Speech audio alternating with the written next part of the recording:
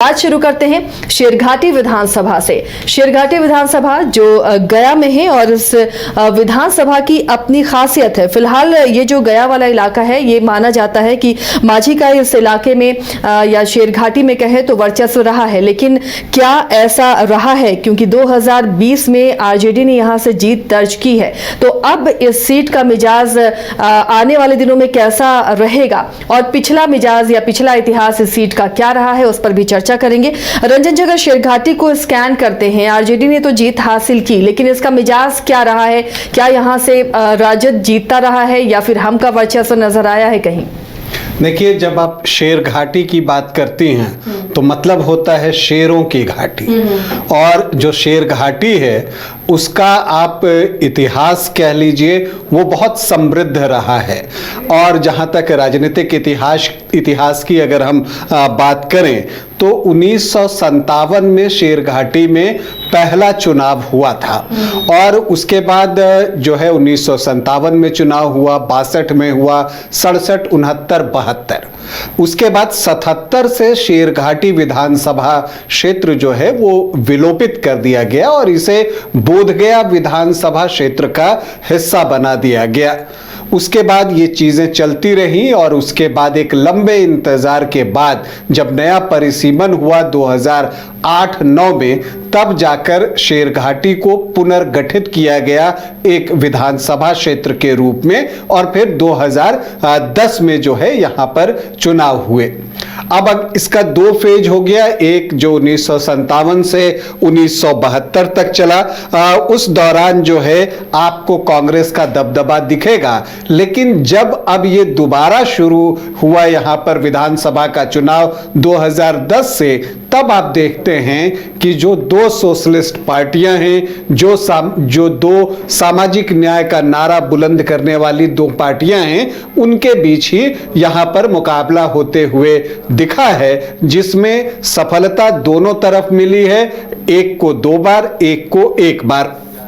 शेरघाटी की हम बात कर रहे हैं तो इसका जो इतिहास कहते हैं वो तो समृद्ध रहा ही है। और शेरघाटी, जैसा मैंने आपको शुरू में कहा कि शेरों की घाटी, और कहा जाता है कि यहाँ पर जो फरीद खान थे, जो कि बाद में शेरशाह सूरी के नाम से प्रसिद्ध हुए, उन्होंने जो शेर को मारा था वो यहीं पर जो है वो मारा था, इसी इलाके में, और इसी वजह से उनको एक उपाधि दी गई थी शेरशाह की। विज्ञान से भी जुड़ा हुआ नाम है शेरघाटी का।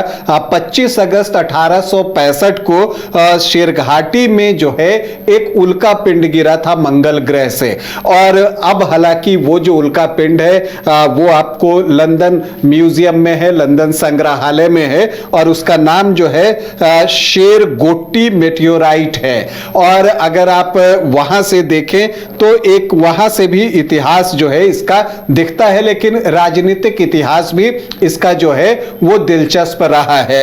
अब अगर हम यहां पर शेरघाटी की बात करें तो जब हम देखते हैं तो यहां पर अब तक कुल 8 चुनाव हुए हैं। 5 चुनाव 1957 से 1972 तक, और फिर 2010 से जो है वो 3 चुनाव यहां पर हुए हैं। तो कांग्रेस को 3 बार सफलता मिली है। जनता दल यूनाइटेड यहां से 2 बार सीट निकालने में कामयाब रहा है। तो आरजेडी का लालटेन जो है वो पिछले चुनाव में यहां पर जला। इसके अलावा जनक्रांति दल और निर्दलीय भी एक बार इस सीट को जीतने में सफल रहे हैं।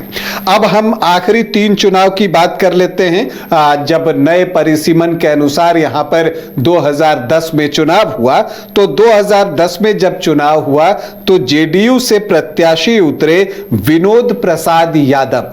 दरअसल विनोद प्रसाद यादव पहले आरजेडी में ही थे, लेकिन वो एक वक्त था जब यहां पर शकील अहमद खान की बड़ी जो है उनका एक दबदबा था, तो आरजेडी से वो चुनावी मैदान में उतरे।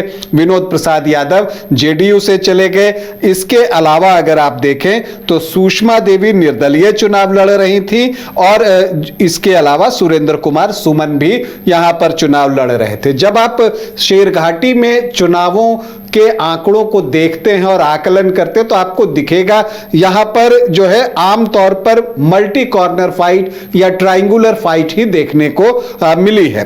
तो उस वक्त क्या होता है कि विनोद प्रसाद यादव को 25,447 वोट आते हैं, 23.63% वोट, और दूसरे स्थान पर आश्चर्यजनक रूप से शकील अहमद खान नहीं थे, सुषमा देवी जो निर्दलीय चुनाव लड़ रही थी वो रहती हैं, 18,944 वोट उनको आता है, 17.6%।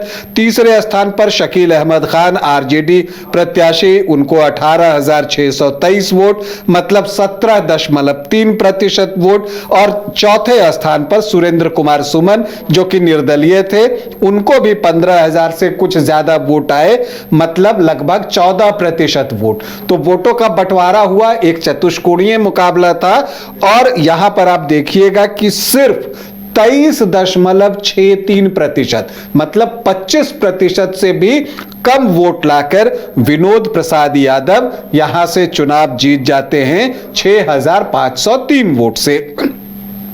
फिर 2015 का समय आता है, उस वक्त तक परिस्थितियां बदल चुकी थी और जो जेडीयू है आरजेडी और कांग्रेस के साथ एक महागठबंधन आकार ले चुका था, और चूंकि ये जेडीयू की सिटिंग सीट थी तो लड़ने के लिए ये सीट जेडीयू को ही दी गई। और इस बार एनडीए से जो हम सेकुलर के प्रत्याशी मुकेश कुमार यादव यहां से चुनावी मैदान में उतरते हैं। इन सब के बीच मंजू अग्रवाल जो हैं वो निर्दलीय प्रत्याशी होती हैं। फिर एक बार जो है यहां पर मुकाबला होता है, फिर से त्रिकोणीय मुकाबला था। विनोद प्रसाद यादव यहां पर महागठबंधन से लड़ते हुए 44,579 वोट लाते हैं, मतलब सिर्फ 30.11% वोट महागठबंधन बनने के बावजूद। तो मुकेश कुमार यादव जो हम सेकुलर के प्रत्याशी थे, उनको 39,745 वोट आते हैं, मतलब 26.84% वोट। और मंजू अग्रवाल जो निर्दलीय चुनाव लड़ रही थी, उनको 29,671 वोट, मतलब कि 20% वोट आते हैं। तो फिर से एक ट्रायंगुलर फाइट जिसमें सिर्फ 30% वोट हासिल करके विनोद प्रसाद यादव दोबारा जो है विधानसभा के लिए चुन लिए जाते हैं। फिर 2020 का चुनाव आता है, राजनीति फिर से करवट ले चुकी थी। बिहार में जेडीयू वापस से जो है वो बीजेपी के साथ एनडीए खेमे में आ गया था। तो यहां पर आरजेडी, लेफ्ट और कांग्रेस का एक महागठबंधन बन चुका था।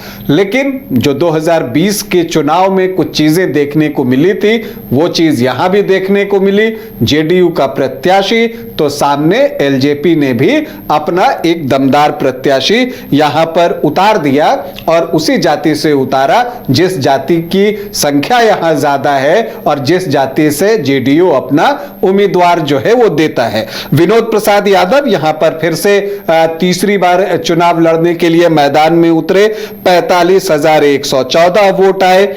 आरजेडी ने जो पिछले चुनाव में मंजू अग्रवाल निर्दलीय चुनाव लड़कर 29,500 से ज्यादा वोट लाई थी, उनको आरजेडी ने लालटेन का सिंबल दिया और वो आरजेडी से चुनावी मैदान में उतरी। तो हम सेकुलर से चुनाव लड़ने वाले मुकेश कुमार यादव को एलजेपी ने टिकट दे दिया।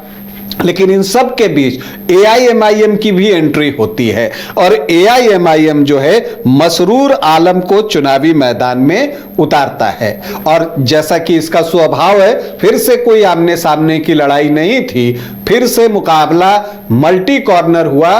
पिछली बार त्रिकोणीय था तो इस बार चतुष्कोणीय हुआ, और इसमें विनोद प्रसाद यादव को आए 45,114 वोट, मतलब 26.1% वोट। मंजू अग्रवाल को आए 61,804 वोट, मतलब 35.7% वोट। मुकेश कुमार यादव 24,107 वोट लेकर आए, मतलब 13.91% वोट। और मसरूर आलम जो एआईएमआईएम के प्रत्याशी थे, उनको आ गए 14,987 वोट, मतलब 8.7% वोट। तो फिर से चतुष्कोणीय मुकाबला जिसमें 35.5% से कुछ ज्यादा मत लाकर मंजू अग्रवाल जो है वो शेरघाटी में पहली बार लालटेन जलाती हैं। तो ये पिछले 3 चुनाव के आंकड़े हैं जिसमें जेडीयू को 2 बार सफलता मिली है और 1 बार जो है आरजेडी यहां से चुनाव जीतने में सफल रहा है। लेकिन अगर आप इसे देखें कि आरजेडी जेडीयू जब साथ में थे तब एक जीत 2015 में और 2020 में आरजेडी को जीत यहां पर मिली, जबकि 2010 में एनडीए फोल्डर से जब जेडीयू था तब उसे जीत मिली थी। अब यहां पर अगर हम दावेदारों की बात करें तो यहां पर जो है कई दावेदार हैं और सभी जो है अपनी तरफ से कोशिश कर रहे हैं कि उनको यहां पर जो है वो टिकट मिले। तो देखिए, सबसे पहले तो आरजेडी की ही बात कर लेते हैं, सिटिंग विधायक उन्हीं की हैं। तो जो पहला दावा है वो मंजू अग्रवाल का स्वाभाविक तौर पर उनका बनता है, लेकिन इन सब के बीच एक और नाम की चर्चा बीच बीच में होते रहती है, वो भगत यादव हैं और उनके नाम की भी चर्चा होती है कि वो भी आरजेडी से टिकट चाहते हैं और वो भूमि रेत कारोबारी हैं, उनके नाम की चर्चा होती है। जेडीयू से अगर हम बात करें तो विनोद प्रसाद यादव, एक बार फिर से उनके नाम की चर्चा है। लेकिन यहां पर अगर आप देखें तो जो हम सेकुलर पार्टी है उससे सुधीर यादव जो है वो प्रयास कर रहे हैं और जीतन राम मांझी इस सीट पर दावा भी ठोक रहे हैं, क्योंकि शेरघाटी में अनुसूचित जाति के वोटरों की संख्या बहुत अच्छी है। ये सीट सामान्य है, लेकिन यहां पर अनुसूचित जाति के वोटर्स जो हैं वो 34.2% हैं, तो उनकी संख्या बहुत ज्यादा है और उसमें जो मांझी वोटर्स हैं उनकी संख्या भी बहुत अच्छी है, तो 13-14% के आसपास। तो इसलिए जीतन राम मांझी इस सीट पर जो है वो दावेदारी ठोक रहे हैं और वहां से सुधीर यादव हैं वो कोशिश कर रहे हैं। तो चिराग पासवान की पार्टी जो है एलजेपीआर, पिछली बार मुकेश कुमार यादव एलजेपी के टिकट पर चुनाव लड़े थे